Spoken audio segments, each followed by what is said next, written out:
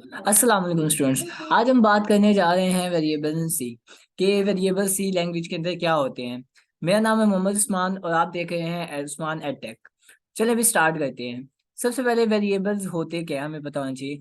Variable कोई भी named memory location होता है। जब भी मेमोरी का नाम आए तो आपके ज़हन में आना चाहिए कि we are talking about RAM. तो हम रैम के बारे में बात करें कि रैम के अंदर कोई लोकेशन होगी, उसका हम कोई नाम रख देंगे तो वो क्या बन जाएगा, एक वेरिएबल बन जाएगा।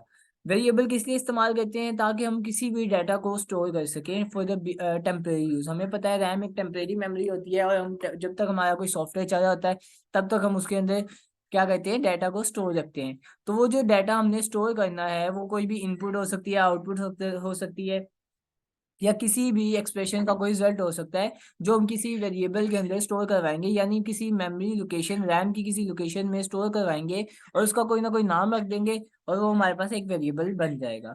अच्छा, वेरिएबल होता क्या है, एक यूनिक आइडेंटिफायर होता है जिससे हम डाटा को एक्सेस कर रहे होते हैं। मतलब हमने रैम के अंदर एक डाटा स्टोर किया, अब हमें नहीं पता कि किस रैम के एड्रेस पे स्टोर हुआ है, तो हमने उसका कोई नाम रख दिया।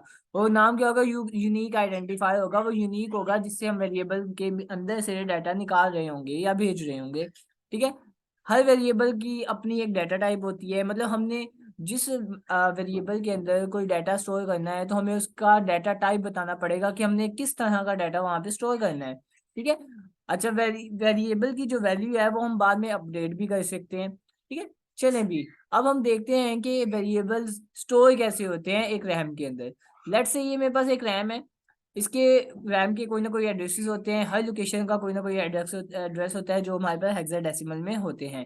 तो ये देखिए हमारे पास हेक्साडेसिमल में स्टार्ट हो रहे हैं, एफ एफ एफ तक जा रहे हैं, वो कोई भी एक हमारे पास लिमिट हो सकती है। अच्छा, लेट्स से मेरे पास एक वेरिएबल है एज का और इसकी डाटा टाइप क्या, इंटीजर, मतलब इसमें इंटीजर नंबर्स आएंगे। तो मैंने क्या किया, इसको 30 वैल्यू असाइन की। जैसे मैंने 30 वैल्यू असाइन की तो ये जो फर्स्ट एम्प्टी एड्रेस था ना रैम के अंदर, उसके अंदर वैल्यू स्टोर करवा दी, उसका नाम क्या रख दिया, एज। लेट्स से मेरे पास एक और वेरिएबल है जिसका नाम है फ्लोट हाइट। फ्लोट क्या होते हैं, पॉइंट्स वाले जितने नंबर्स हैं वो क्या होते हैं, फ्लोट। तो हमने 5.6 एक हाइट है, हमने इसको रैम के अंदर स्टोर कराना है। अब रैम का जो नेक्स्ट अवेलेबल लोकेशन होगी वहां पे हम उसका नाम असाइन कर देंगे और फिर हम उसके अंदर वो वैल्यू स्टोर करवा देंगे। तो इस तरह से हम लोग क्या कहते हैं, रैम के अंदर चीज़ों को या वेरिएबल्स को स्टोर करवाते हैं। चले भी, रूल्स फॉर नेमिंग वेरिएबल्स, जाहिर सी बात है जब हम वेरिएबल्स के नाम रख रहे हैं हमें पता होना चाहिए कि कौन सा वेरिएबल का नाम रख सकते हैं, कौन सा नहीं रख सकते। चलें भी, अब हम देखते हैं फर्स्ट रूल क्या कहता है। फर्स्ट रूल कहता है कि हमारे पास वेरिएबल के नेम के अंदर अल्फ़ाबेट, नंबर्स और अंडरस्कोर होने चाहिए, इसके अलावा कोई और चीज़ नहीं होनी चाहिए। जैसे ये मैंने वेरिएबल एग्जांपल्स है मेरे पास, ठीक है। अब एग्जांपल्स में क्या है, मेरे पास अल्फा एक नाम रखा है मैंने, वाल 2 3 रखा है और इनपुट अंडरस्कोर 2 नाम रखा है। अब ये कि मैं तीनों चीज़ों को कंबाइन करके या तीनों चीज़ों के जरिए वेरिएबल्स के नाम बनाए और ये वैलिड वेरिएबल नेम है। अच्छा, वेरिएबल का नाम है वो किससे स्टार्ट होना चाहिए, या तो अल्फाबेट से स्टार्ट हो या अंडरस्कोर से स्टार्ट हो। जैसे ये देखिए फर्स्ट टू नेम्स है वो वेरिएबल मतलब अल्फाबेट से स्टार्ट हो रहा है, जो लास्ट वाला है वो किससे स्टार्ट हो रहा है, अंडरस्कोर से। विच मीन्स कि हमारे पास नंबर से स्टार्ट नहीं होगा वेरिएबल का नेम।